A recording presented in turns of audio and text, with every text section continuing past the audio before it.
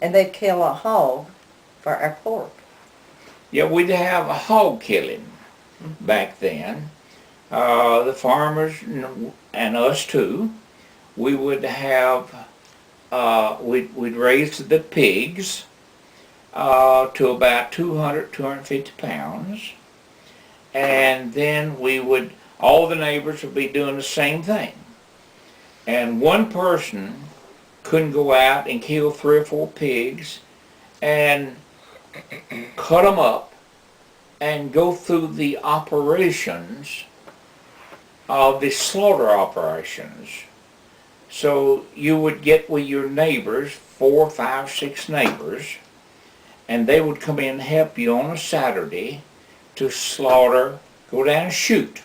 We'd shoot them with a .22 rifle through the brain, and they'd just drop it like that.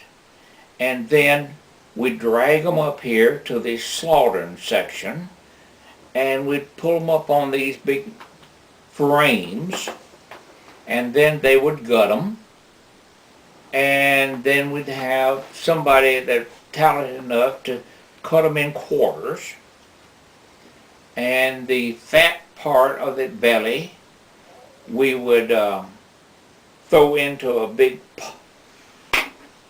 smeltering pot to get lard. Make lard. See, we couldn't go to the grocery store and buy all this stuff.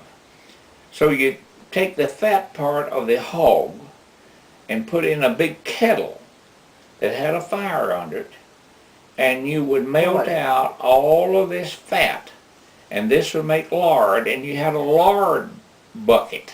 Lard stand. Lard can, which held about 10 gallons, and you'd strain off this into this, and this would produce lard or grease for cooking for the winter.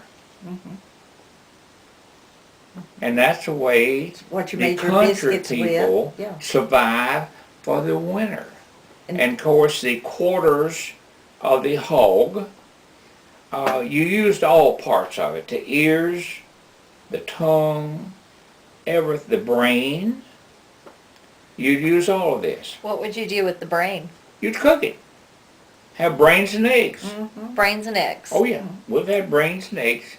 Yeah. A lot of times. That was a very delicacy. And the part, the bacon part, big slabs of bacon, put a big hook in it, everybody has a smokehouse. And you go hang this and the hams and the shoulders and the head in the smokehouse. Mm-hmm. Now first, getting ahead of myself, first before you hung it, you had a big box here, wooden box, with brine salt in it.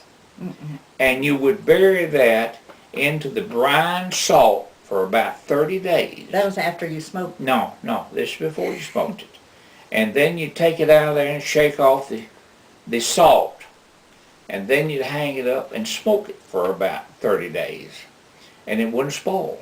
You'd keep it out there all winter in the smokehouse with just normal heat.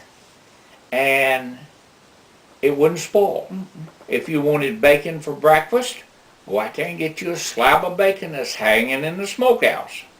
Take it inside and cut your bacon. So did everybody have a smokehouse? Everybody had a smokehouse. Everybody had a brine salt box.